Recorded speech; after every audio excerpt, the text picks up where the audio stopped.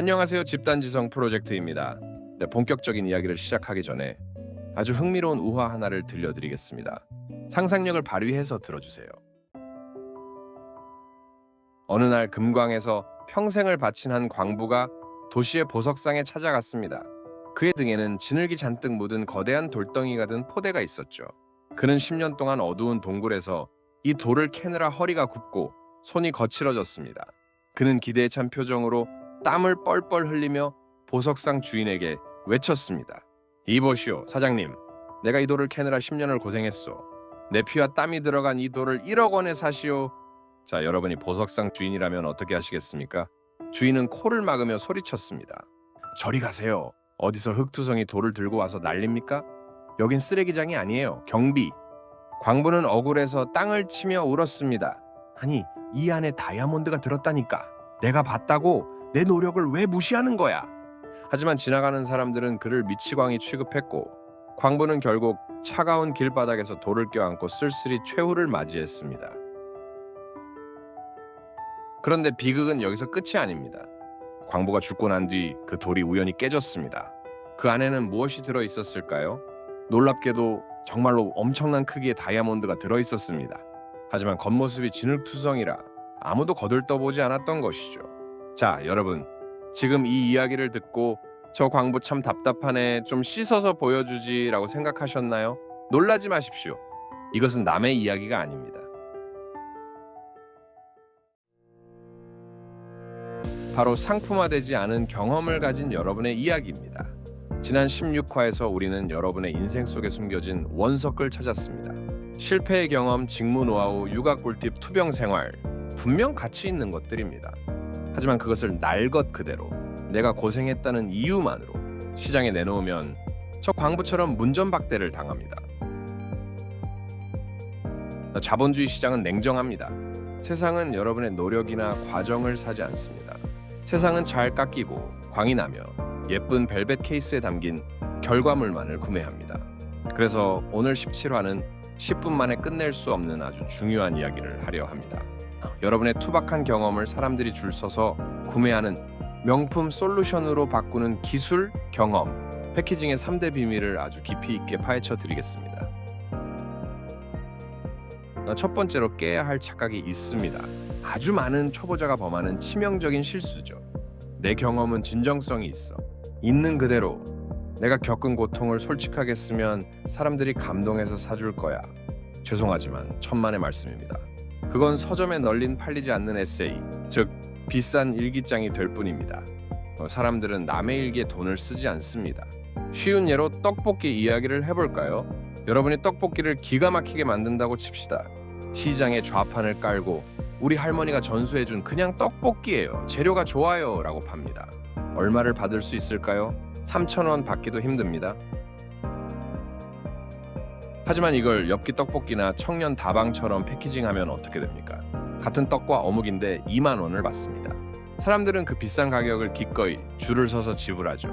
왜일까요? 그들은 떡볶이를 파는 게 아니라 스트레스가 풀리는 화끈한 매운맛의 경험이라는 컨셉을 팔았기 때문입니다. 경험 자본론의 핵심은 번역기입니다. 이 단어를 꼭 기억하세요. 나의 언어를 고객의 언어로, 나의 고생을 고객의 이득으로 번역해야 합니다. 가령 여러분이 10년 동안 영어를 공부해 원어민이 되었다고 해봅시다. 패키징이 안 된 사람은 이렇게 홍보합니다. 저는 10년간 단어장 50권을 외웠고 매일 새벽 4시에 일어나 학원을 다녔습니다. 제 노력을 사주세요. 고객은 속으로 이렇게 말합니다. 그래서요? 당신 고생한 거면 알겠는데 그게 나랑 무슨 상관이죠? 난 그렇게 고생하기 싫은데요? 하지만 패키징이 된 고수는 주어를 바꿉니다. 나에서 당신으로요. 당신이 10년 걸려야 할 영어 공부를 1년으로 줄여드립니다. 제가 9년 동안 했던 삽질을 모두 제거하고 오직 효과 있었던 방법만 남긴 엑기스 지도를 드립니다. 이게 바로 솔루션입니다. 전자는 고통스러운 과정을 팔았고 후자는 시간 단축이라는 쾌락을 팔았습니다. 여러분의 경험을 상품화할 때 절대 내가 무엇을 했는지 나열하지 마세요. 당신이 무엇을 얻게 될지만 이야기하세요. 여기서 잠깐 여러분의 이해를 돕기 위해 가격의 심리학에 대해 이야기해 볼까요? 여러분, 물은 얼마일까요? 시골 가을가에서 흐르는 물은 공짜입니다. 손으로 떠서 마시면 그만이죠. 가치가 0원입니다. 그런데 이 물을 페트병에 담아 편의점 냉장고에 넣으면 1,000원이 됩니다. 그런데 더 놀라운 건 뭔지 아십니까? 똑같은 물을 아주 예쁜 유리병에 담고 호텔 레스토랑에서 우아한 웨이터가 따라주면 8,000원이 됩니다. 내용물은 똑같은 H2O 물입니다. 본질은 변하지 않았습니다. 하지만 어디에 담느냐와 어떤 이름을 붙이느냐에 따라 가치는 0원에서 8,000원까지 무한대로 뜁니다. 우리는 이것을 브랜딩이라고 부릅니다. 여러분의 경험도 마찬가지입니다. 아무리 좋은 노하우도 그냥 말로 떠들면 잔소리라 공짜입니다. 하지만 오늘 배울 패키징이라는 병에 담는 순간 누군가가 지갑을 여는 생명수가 됩니다. 자, 그럼 그 가격표를 10배로 올리는 구체적인 도구들을 하나씩 꺼내볼까요? 여러분의 경험을 비싸게 만드는 첫 번째 도구, 네이밍입니다. 이름이 없으면 존재하지 않는 것입니다. 백종원 대표를 다시 떠올려 보세요. 방송에 나와서 그냥 간장에 설탕 넣고 끓이세요 라고 했다면 주부들이 그렇게 열광했을까요? 아닙니다. 그는 그것에 만능 간장이라는 기가 막힌 이름을 붙였습니다. 이름이 붙는 순간 그것은 흔한 요리법이 아니라 그 사람만의 발명품이 됩니다. 여러분의 노하우에도 이름을 붙이세요. 아주 쉬운 공식 2가지를 드립니다. 첫째, 숫자를 넣으라. 살 빼는 법은 약합니다. 3주 완성, 5kg 법칙처럼 숫자는 신뢰를 줍니다. 둘째, 나만의 용어를 만들어라. 상황극을 하나 해볼까요? 여기 엑셀을 아주 잘하는 김대리가 있습니다. 김대리가 재능마켓에 강의를 올립니다. 제목은 김대리의 엑셀 기초 강의. 조회수 0, 신청자 0명입니다. 너무 평범하거든요. 그런데 김대리가 이름을 바꿉니다. 야근을 없애주는 1초 컷택은 엑셀 치트키. 어떻습니까? 내용은 똑같은 엑셀 함수 설명일지라도 이름이 바뀌는 순간 직장인들의 필수품이 됩니다.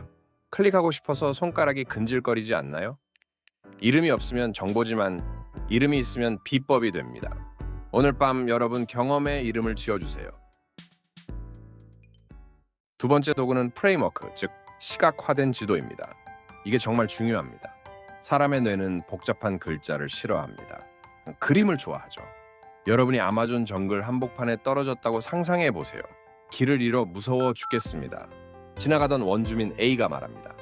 여기서 북쪽으로 가다가 큰 나무 나오면 왼쪽으로 꺾고 뱀 조심해서 가세요. 열심히 걸으면 나와요. 이 말만 믿고 갈 수 있습니까? 불안해서 한 발자국도 못 댑니다. 그런데 원주민 B는 아무 말 없이 지도 한 장을 건넸습니다. 거기에는 현재 위치, 위험지역, 목적지가 그림으로 딱 그려져 있습니다. 여러분은 누구에게 돈을 지불하겠습니까? 당연히 지도를 준 사람입니다. 전문가란 복잡한 길을 한 장의 그림으로 보여주는 사람입니다. 여러분의 경험이 머릿속에서 뒤죽박죽 섞여 있다면 아직 팔 준비가 안 된 겁니다. 그것을 도형으로 그리십시오. 삼각형 원 단계별 계단, 무엇이든 좋습니다. 1단계 씨앗 심기, 2단계 나무 키우기, 3단계 숲 만들기. 이렇게 그림을 보여주는 순간 고객은 여러분을 권위자로 인정합니다. 와, 저 사람은 머릿속에 완벽한 체계가 잡혀 있구나. 글로 주절주절 쓰지 마세요. 그림으로 딱 보여주세요.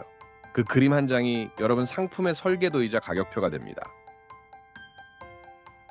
그런데 여기서 소위 똑똑한 분들이 가장 많이 저지르는 실수가 있습니다. 바로 지식의 저주에 빠지는 겁니다. 전문가가 되면 개구리 올챙이 적 생각 못한다고 하죠.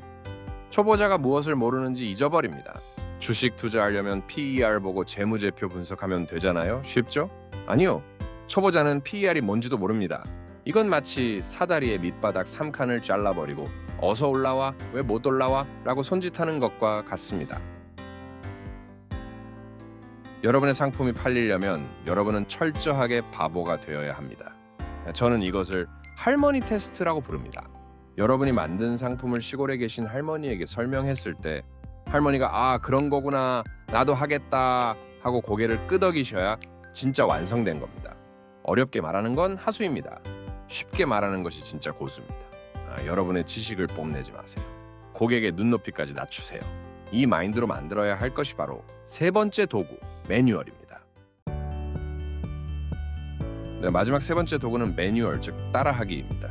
세상에서 가장 잘 팔리는 상품의 특징은 재현 가능성입니다. 누가 해도 똑같은 결과가 나와야 하죠. 라면 봉지 뒤를 보세요. 적당히 끓이세요 라고 써 있나요? 아닙니다. 물 550ml 넣고 4분 30초간 끓이세요 라고 정확히 써 있습니다. 진짜 상품은 고객이 뇌를 쓰지 않고 기계적으로 따라할 수 있어야 합니다. 많은 강사들이 자신감 있게 말하세요, 진정성을 가지세요 같은 뜬구름 잡는 소리를 합니다. 이건 고객을 돕는 게 아니라 고문하는 겁니다. 진짜 매뉴얼은 이렇습니다. 고객이 전화를 받으면 첫 3초 안에 이 문장을 읽으세요. 안녕하세요 대표님, 1분만 시간 내주시면 매출 2배 비법을 알려드립니다. 이렇게 대본까지 쥐어주는 것이 진짜 매뉴얼입니다. 여러분의 경험을 나노 단위로 쪼개서 떠먹여 주십시오. 고객은 실패할 자유를 원하지 않습니다. 성공할 수밖에 없는 통제된 길을 원합니다. 자, 이제 상품은 거의 완성되었습니다. 네이밍도 했고 지도도 그렸고 매뉴얼도 만들었습니다. 그런데 지금 이 순간에도 여러분 마음 한구석에 불안감이 피어오르지 않나요? 내가 뭐라고 나보다 훨씬 잘난 박사님들이 널렸는데 내가 이걸 돈 받고 팔아도 될까? 냉정하게 말씀드립니다. 완벽한 때는 영원히 오지 않습니다. 그리고 시장은 최고를 기다려주지 않습니다. 시장은 최초를 기억합니다. 여러분이 망설이는 사이에 여러분보다 실력이 부족한 누군가는 서툰 상품을 내놓고 돈을 벌고 있습니다. 그는 고객의 피드백을 받아 점점 완벽해지고 있습니다. 나중에 여러분이 완벽하게 준비해서 나왔을 때 그 사람은 이미 저 멀리 앞서가 있을 겁니다. 경험 자본화는 다리를 지으면서 건너는 게임입니다. 일단 1.0 버전을 내놓으세요.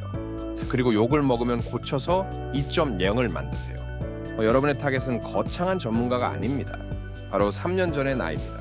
지금 여러분이 해결한 그 문제를 3년 전에 나도 똑같이 겪으며 울고 있지 않았나요? 그 사람에게 손을 내밀어 주세요. 야, 나도 그때 죽고 싶을 만큼 힘들었어. 근데 이 방법대로 하니까 되더라. 넌 나처럼 헤매지 마.